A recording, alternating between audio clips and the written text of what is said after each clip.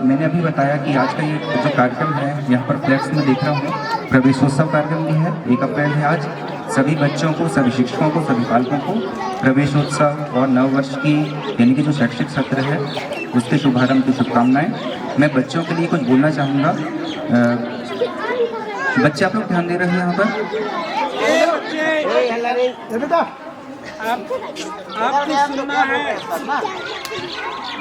आप लोग यहाँ बैठे हो, आपको अच्छा लग रहा है कि नहीं लग रहा है? लग रहा है? जबरदस्ती तो नहीं बैठाया गया आपको? अपने मन से बैठे हो ना? ठीक है, अपने मन से बैठे हो ना? आपके पेरेंट्स ने आपको जबरदस्ती तो नहीं भेजा यहाँ पर? नहीं भेजा? ठीक है। आपको मैं कुछ बातें बता रहा हूँ संक्षिप्त में। आपने सर से पढ़ा है, आपने शिक्षक से आप पढ़ते हैं, तो यहाँ पर ध्यान दो पहले थोड़ी देर। आप लोग बहुत अच्छे से ध्यान दो। आप लोग जो पढ़ाई करते हो उसमें मैं आपसे एक आग्रह करना चाहूँगा, आपको एक संदेश देना चाहूँगा कि आपका जो पढ़ाई है, आपकी जो पढ़ाई है, स्टडी है, उसका उद्देश्य केवल परसेंटेज बनाना नहीं होना चाहिए, ये नौकरी प्राप्त करना नहीं होना चाहिए। ठीक है? नौकरी के अलावा यानी कि आप लोग सुनते हो कि पढ़ाई क्यों कर रहे हैं, हम नौकरी के लिए कर रहे हैं, या हम इससे हमको आर्थिक संसाधनों की पूर्ति होगी या पैसे मिलेंगे जिससे हम अपना जीवन यापन करेंगे। केवल ऐसे थिंकिंग हमें नहीं रखना है।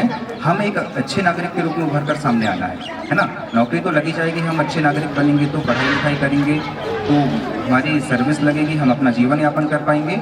साथ में हम अपने जीवन यापन करने के साथ साथ हमारा जो सामाजिक विकास है, देश के विकास है, उसमें हम अपना सहयोग दे पाएंगे, है ना? तो आप लोगों को पढ़ाई केवल अपने करियर के लिए नहीं करना है, बल्कि समाज के, देश के विकास के लिए भी करना है। और इसके लिए आपको पढ़ाई यानी कि जो आपकी जो पाठ्य पुस्तकें हैं, उसकी पढ़ाई के साथ साथ आपको हर गतिविधि में भाग लेना है। चाहे जीवन कौशल की गतिविधि हो, चाहे ध्यान की गतिविधि हो, चाहे खेलकूद हो, चाहे पेंटिंग्स हो। पेंटिंग से मुझे ध्यान आया कि आप जिस स्कूल में पढ़ते हैं वो पेंटिंग के क्षेत्र में बहुत विश्व स्तरीय उपलब्धि हासिल किए हुए हैं। आपको पता है ना? पता है? हैदर रजा जी जो कि विश्व प्रसिद्ध चित्रकार थे, इसी स्कूल से संबद्धता रखते हैं और काफ़ी प्रसिद्धि उन्होंने प्राप्त किया है।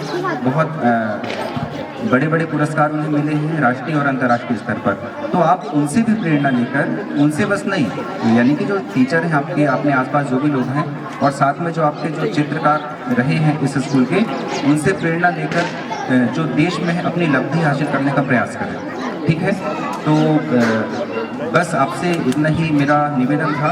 और आपको ऐसा लगता होगा कि अभी गर्मी है, अप्रैल में स्कूल लगेंगे, हमको नहीं आना है, बहुत सारी थिंकिंग आएगी, तो मैं आपसे आग्रह करना चाहूँगा कि कष्ट तो होगा आपको गर्मी में स्कूल आने में, ठंड में स्कूल आने में। जो मौसम होता है वो आजकल हमारे अनुकूल होता नहीं है, तो आपको थोड़ा कष्ट तो सहन करना पड़ेगा। यदि आप इस कष्ट को भी सहन करके और अपनी शिक्षा को प्राप्त करेंगे तो निश्चित रूप से आपको भविष्य में सुविधाएं मिलेंगी और अनुकूलित वातावरण मिलेगा।